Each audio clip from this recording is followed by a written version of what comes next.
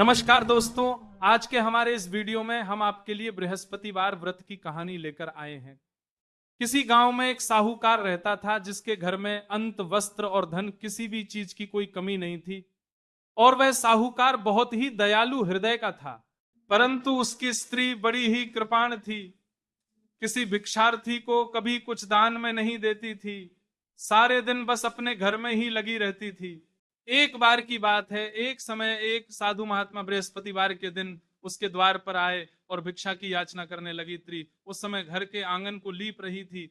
इस कारण साधु महाराज से कहने लगी, महाराज इस समय तो मैं घर लीप रही हूं, आपको कुछ नहीं दे सकती, फिर किसी समय आ जाइएगा। साधु ये सुनकर वहां से चले गए। कुछ दिनों पश्चात वहीं साधु महाराज उसके द्वार पर फिर से आए, उसी तरह भिक्षा मांगने लगे। साहूकारणी उस समय अपने बच्चे को खाना खिला रही थी। खाने लगी, महाराज मैं क्या करूं, मुझे फुर्सत ही नहीं है, इसलिए आपको भिक्षा नहीं दे सकती। अब साधु महाराज फिर से उसके द्वार से खाली हाथ ही लौट गए।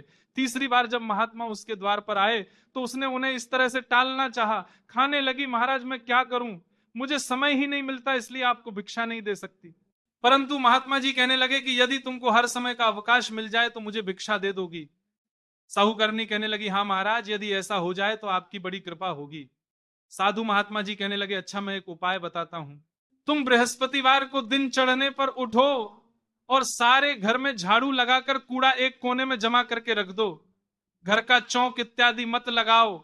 घर वालों से कादो की हजामत अवश्य बनवाएं। रसोई बनाकर चूल्हे के पीछे खाना रख दो, सामने नहीं। फिर स्नान आदि करके साई कल को अंधेरा होने के बाद दीपक जलाओ तथा बृहस्पतिवार को पीले वस्त्र मत धारण करो ना, पीले रंग की चीज का भोजन ग्रहण करो।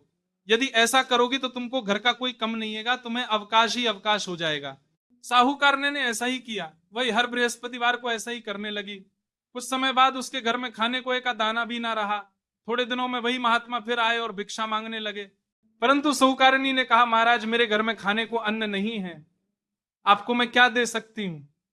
तब महात्मा ने कहा कि जब तुम्हारे पास सब कुछ था तब भी तुम कुछ नहीं देती थी, अब पूरा अवकाश है तब भी तुम कुछ नहीं दे रही हो, तुम चाहती क्या हो।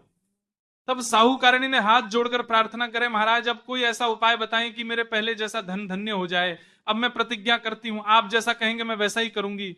तब महात्मा जी ने कहा, बृहस्पतिवार को प्रातः कल उठकर स्नान आदि से निवृत्त होकर घर को गाय के गोबर से लिपो तथा घर के पुरुष हजामत न बनवाएं। भूखों को अन्न जल देती रहा करो, ठीक सायकाल दीपक जलाया करो।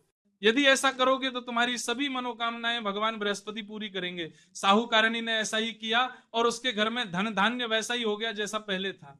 इस प्रकार भगवान बृहस्पति की कृपा से अनेक प्रकार के सुखों को भोग कर वो दीर्घ काल तक जीवित रही। तो दोस्तों, कैसी लगी आपको आज की हमारी बृहस्पतिवार व्रत की ये कहानी, हमें कमेंट बॉक्स में लिखकर जरूर भेजें।